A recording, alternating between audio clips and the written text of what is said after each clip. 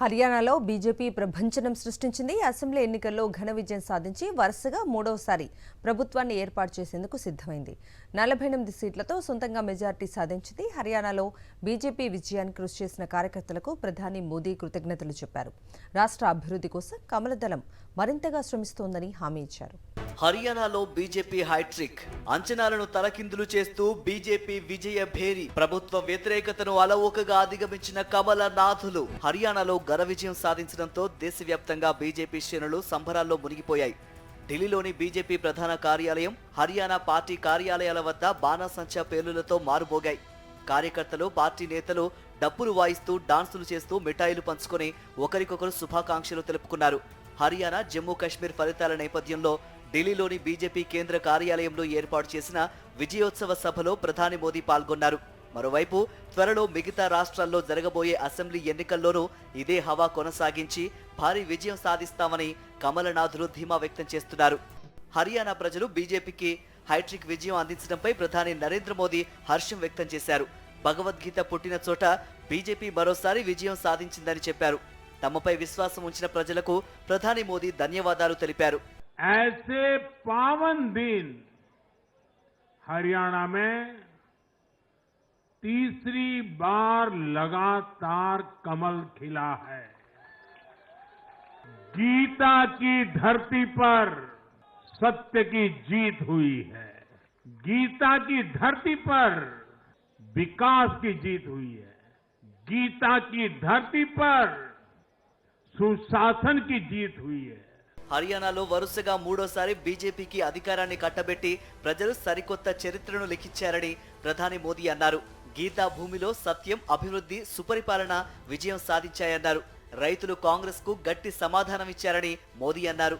हरियाणा में अब तक 13 चुनाव हुए. 13 चुनावों में से 10 चुनावों में हरियाणा के लोगों ने हर 5 साल के बाद सरकार बदली, लेकिन इस बार हरियाणा के लोगों ने जो किया है वो अभूतपूर्व है. वो पहले कभी नहीं हुआ. జమ్మూ కాశ్మీర్లో జరిగిన ఎన్నికలు భారత రాజ్యాంగం, ప్రజాస్వామ్య విలువల విజయమని ప్రధాని మోదీ తెలిపారు. ఓట్ల విషయంలో జమ్మూ కాశ్మీర్లో బీజేపీ అతిపెద్ద పార్టీగా అవతరించిందన్నారు. तो जम्मू कश्मीर में जितनी भी पार्टियां चुनाव लड़ रही थी उसमें वोट शेयर के हिसाब से भाजपा सबसे बड़ी पार्टी बनकर के उभरी है. కాంగ్రెస్ ఓడిన రాష్ట్రాలు మరోసారి ఆ పార్టీకి అవకాశం ఇవ్వకుండా నో ఎంట్రీ బోర్డులు పెట్టేశాయని ప్రధాని మోదీ విమర్శలు గుప్పించారు. కొత్త రాష్ట్రాల్లో అయితే ఏకంగా 6 దశాబ్దాల నుంచి అధికారంలోకి రాలేకపోయిందని గుర్తు చేశారు. देश के ज्यादातर राज्य के लोगों ने कांग्रेस के लिए नो एंट्री का बोर्ड लगा दिया है. पहले कांग्रेस सोचती थी कि वो चाहे काम करे या न करे लोग तो उसको वोट देंगे ही, लेकिन अब कांग्रेस की पोल खुल चुकी है.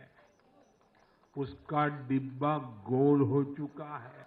साथियों, कांग्रेस सत्ता को अपना जन्मसिद्ध अधिकार मानती है.